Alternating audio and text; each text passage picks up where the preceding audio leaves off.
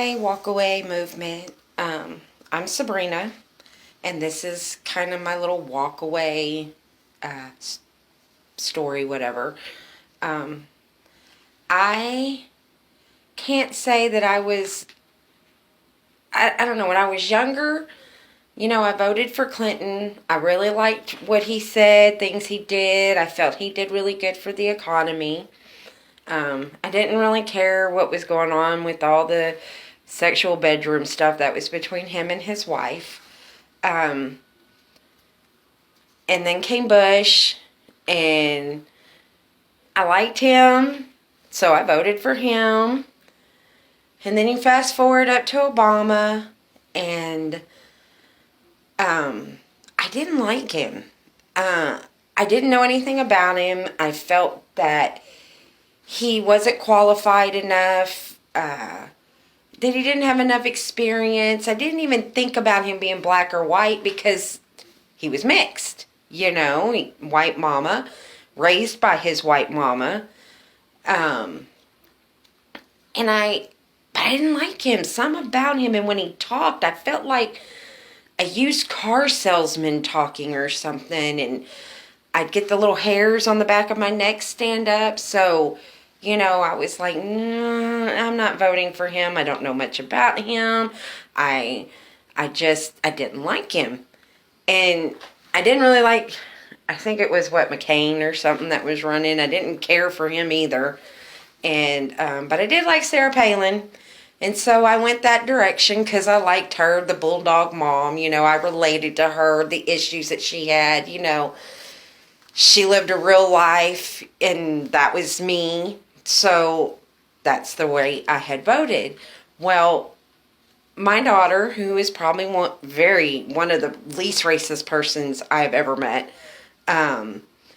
she had black friends, many of them, who came to the house, or she went to their house, who they hung out, had dated black guys. I guess her friends had found out I wasn't voting for Obama, and they decided they couldn't be friends with her no more, rode the bus home, the wrong bus home, several of them, got off at her bus stop and proceeded to jump her. I ended up having to take her to the emergency room. They broke her nose, busted her eyes up. Nothing like deadly serious or anything, but it was enough for me to step back and go, whoa, what?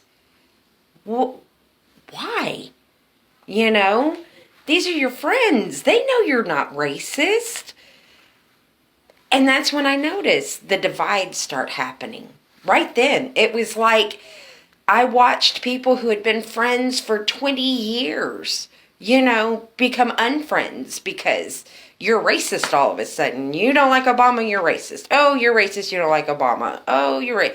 It was like a non-stop thing, and he hadn't even been elected yet, and it was already starting.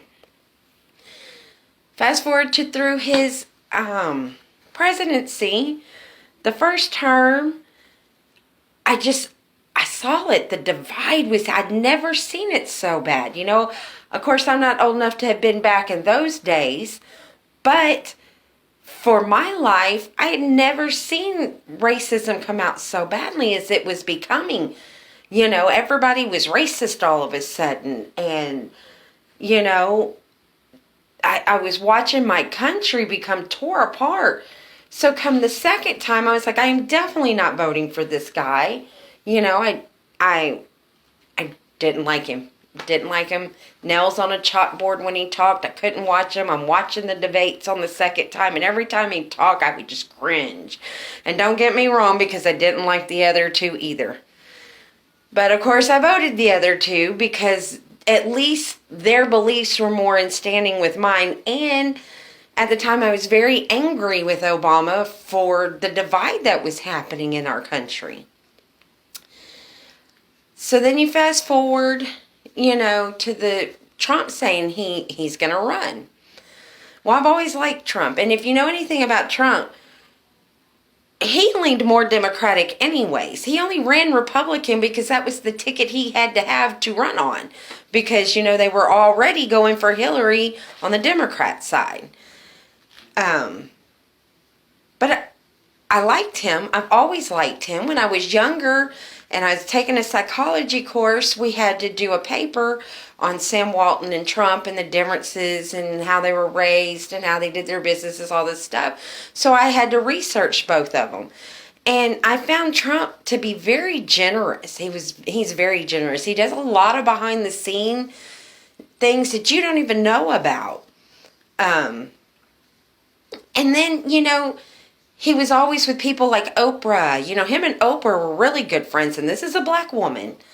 And he was friends with a lot of black people that are out there in the public eye right now that hate him, but they were friends and loved him and loved the money he gave to their causes and, things he helped them do. And I blame Obama for the racism stuff. I really blame Obama for the racism stuff. But, anyways, I'm sorry, I got off track. This is a man who has put his life on hold to come in and help America to become what it once was. The land of the free. You used to always hear those things where people say, 2.5 kids, white picket fences, the American dream, that's been gone a long time. People have been struggling for a very long time. And here he comes and he's like, I'm going to fix this. I'm going to fix this. And he's been trying and he's done a lot so far. But he could only do so much without the Congress and the Senate's help. I guess people don't understand that.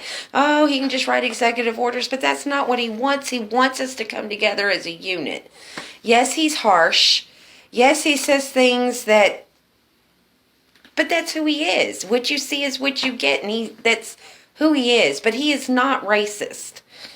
And I'm watching how our Democratic Party has just, they've gone too far.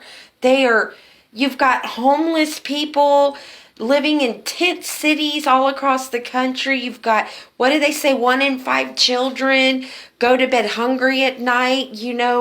We have all these issues right here. We have, like my parents, who are finding it very difficult now that they're retired because they're not at the age for Medicare yet or whatever, to get insurance.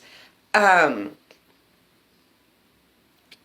you hear them go, oh, well, we'll just give illegals insurance for free. And I'm going, whoa, my mother and father have worked their entire lives, paid in their entire lives. And they can't get free health insurance. But you're just going to give people, come across the border, come get you some free health insurance. They're more worried about taking care of all of them than they are the people right here. Their abortion stuff is too far left for me. They're just, I look and their ideology is just not with my values anymore. And not only that, they've gone so far to the other side. I don't know what's happening in my country. And I cry and I pray and it worries me and it stresses me. I am raising 2 white conservative boys. And I fear for them because of the rhetoric on the other side. I fear for them. Their lives being in jeopardy over this. So I've been on Walkaway for a year now, and I've never said anything or wrote anything. I've just watched and read. And Brandon, I love what you're doing. I love what you stand for. You don't stand for like Republican, conservative, Democrat, liberal. You stand for people, and you stand for thinking on your own, and you stand for the fact that we can all be different and have different ideas, and it's not